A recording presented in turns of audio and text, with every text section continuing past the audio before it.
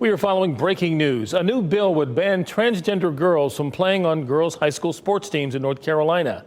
WRAL's Aaron Thomas is live outside the Legislative Building in downtown Raleigh with the latest developments that could result in sweeping changes to high school sports eligibility. Aaron?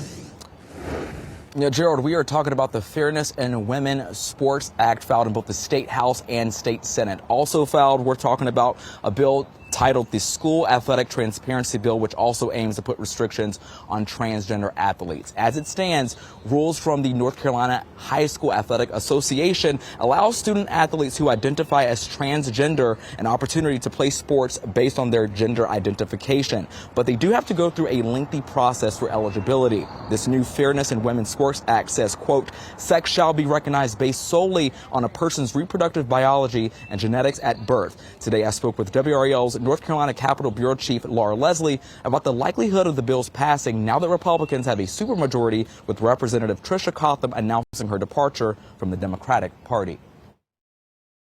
Representative Cotham's change to the GOP will, of course, make it easier for lawmakers to pass these bills over the objections of Governor Roy Cooper, because Republicans now have a veto-proof majority in each chamber.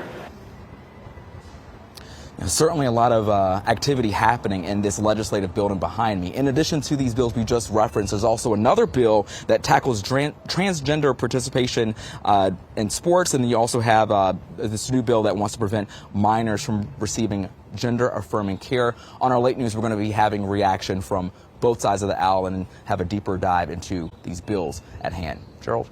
All right, Aaron, thank you.